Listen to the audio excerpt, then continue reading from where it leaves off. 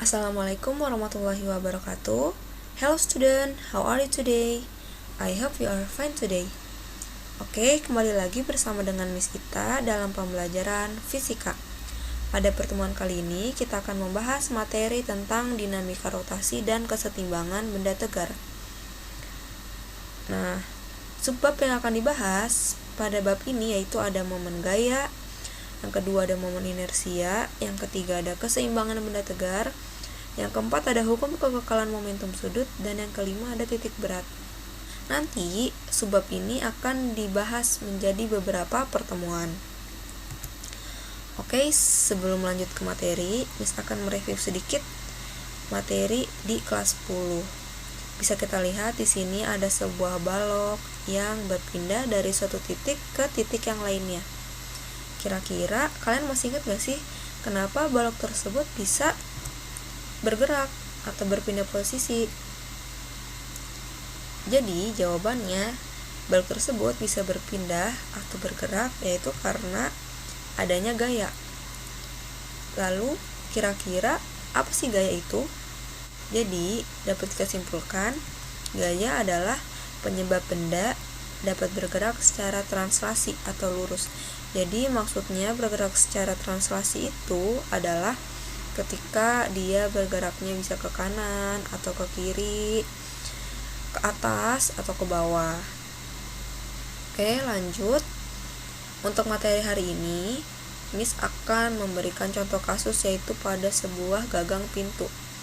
Nah, kalian pasti udah sering banget kan membuka atau menutup gagang pintu di rumah kalian. Bisa dilihat pada gagang pintu itu terdapat poros. Ketika kalian memberikan sebuah gaya pada gagang pintu kalian, maka gagang pintu tersebut akan bergerak secara rotasi. Kira-kira apa yang menyebabkan gagang pintu tersebut bergerak secara rotasi? Jadi yang menyebabkan gagang pintu tersebut bergerak secara rotasi adalah momen gaya atau torsi. Ada yang tahu nggak kira-kira momen gaya atau torsi itu apa? Jadi momen gaya atau torsi adalah penyebab benda dapat berputar atau berotasi. Oke, ini adalah materi yang akan kita bahas hari ini.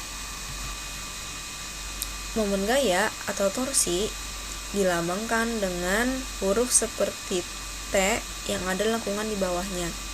Nah, lambang ini dibaca dengan tau.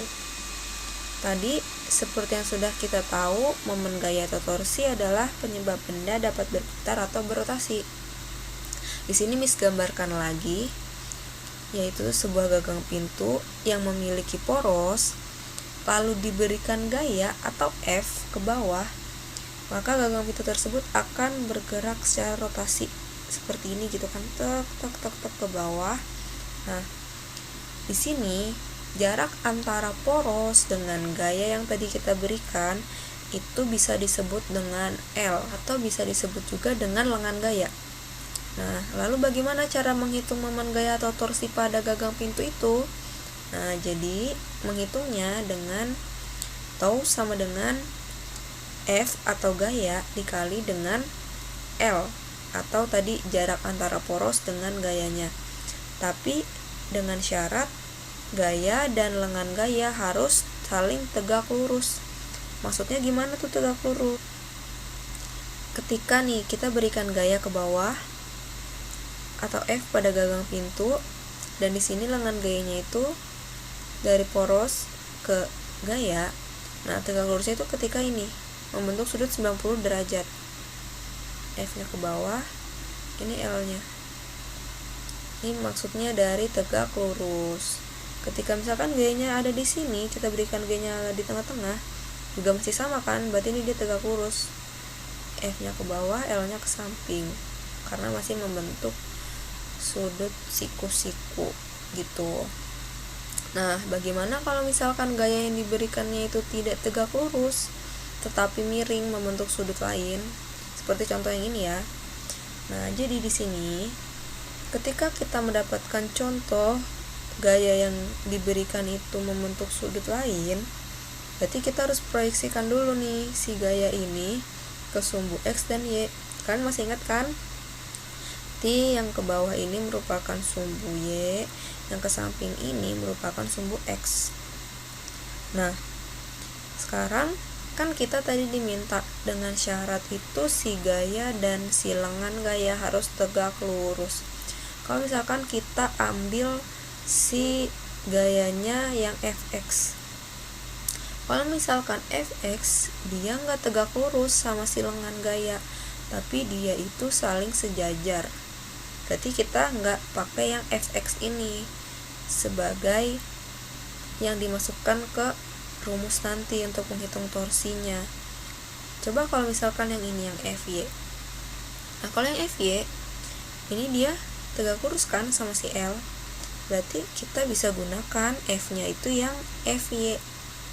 Sekarang kita lihat, masih ingat kan penggunaan sin dan cosnya? Kalau misalkan sudutnya ini berhimpitan dengan si garis Fx, berarti pada garis Fx ini yaitu cos, karena dia berhimpitan dengan sudut. Tetapi kalau misalkan pada Fy dia itu kan jauh ya dengan sudutnya, berarti kita gunakan sin. Jadi Fy nya kita rubah menjadi F sin alfa atau theta juga boleh. Oke, berarti sekarang kita tahu nih kita pakainya yang Fy karena dia yang tegak lurus sama si L. Berarti kita masukkan ke rumus yang torsi tadi. Torsi sama dengan F atau gaya sin alfa dikali L atau dikali dengan lengan gaya. Itu untuk menghitung torsi atau momen gaya pada gaya yang membentuk sudut. Nah, dengan keterangan ya tadi tau ini merupakan torsi, satuannya Nm, lalu F ini merupakan gaya, satuannya Newton, lalu L ini lengan gaya, satuannya meter, lalu ini alfa yaitu sudut antara F dan L. Nah, hal-hal yang berpengaruh pada torsi itu yang pasti adalah gaya dan tadi jarak antara poros dengan gayanya.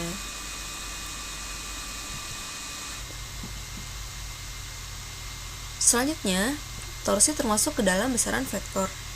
Besaran vektor itu sendiri yaitu besaran yang memiliki nilai dan arah. Jadi, bagaimana menentukan arah pada torsi?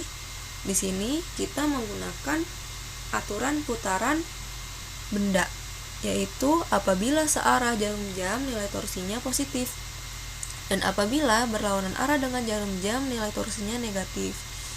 Bisa dilihat pada gambar, ketika benda yang memiliki poros bergerak atau diberikan gaya itu ke bawah, maka dia arah putarannya itu akan searah dengan jarum jam, maka nanti nilai torsinya menjadi positif. Lalu untuk gambar yang selanjutnya, apabila sebuah benda diberikan gaya ke atas, nanti ini arah putarnya adalah berlawanan arah dengan jarum jam, maka nilai torsinya adalah negatif. Nah, sekarang kita ke contoh soal. Untuk contoh soal tipe 1, misalkan satu torsi itu tegak lurus. Soalnya tentukan besar torsi jika A sebagai poros. Nah, di sini pada gambar A ini merupakan poros, jadi dia penguncinya nih di sini. Lalu jarak antara poros ke bagian ujung dari gagang pintu ini itu 2 meter. Nah, jarak dari A atau poros ke B, bagian yang diberikan gaya nih di tengah, itu 1 meter. Jadi menghitungnya itu menggunakan rumus torsi yang tadi sudah kita pelajari. Torsi sama dengan F dikali L. Sekarang kita lihat. Jadi di sini gaya yang diberikan itu kan yang di tengah-tengah kan, sebesar 30 Newton. Nah, jadi untuk menghitung nilai torsinya, berarti di sini kan gaya yang diberikan itu gaya pada titik B. Bisa kita tuliskan gaya pada titik B itu FB.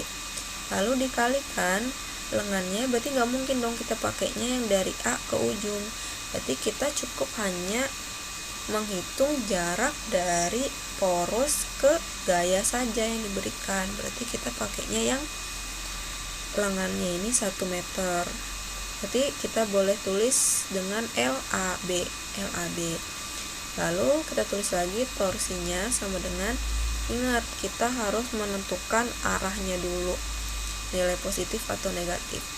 Karena kita bayangin kan ini misalkan benda, di sini kan porosnya. Lalu diberikan gaya ke bawah nih. Diberikan gaya ke bawah. Jadi si gagang pintu ini pasti bergeraknya gimana? Tek tek tek tek tek tek tek ke bawah gini kan, berarti baru naik. Berarti itu dia nilainya searah dengan jarum jam. Berarti positif. Berarti nilai torsinya ini positif. Positif berapa tadi gayanya? 30 Newton. Kita tulis 30 Newton. Lalu lengannya itu kan yang kita pakai hanya yang jarak A ke B aja kan. Berarti ini dia nilainya 1 meter. Oke, berarti di sini nilai torsinya sama dengan 30 dikali 1, yaitu 30 Newton meter. Ini adalah nilai torsi pada A sebagai poros. Oke, untuk tipe 2, torsi tidak tegak lurus. Soalnya, jika poros di A, tentukan nilai tau A. Di sini sudah ada ya gambarnya. Jadi, porosnya ini di sini di A, dan di ujung sini itu merupakan B, ujung dari gagang pintu.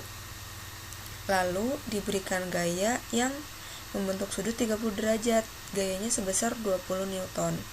Nah, apabila terdapat soal seperti ini, kita tidak bisa langsung mengerjakan menggunakan rumus yang F dikali L. Jadi kita harus proyeksikan dulu si F ini ke sumbu Y dan X agar ditemukan yang tegak lurus dengan L. Nah, berarti di sini yang ke bawah merupakan FY dan yang ke samping merupakan FX.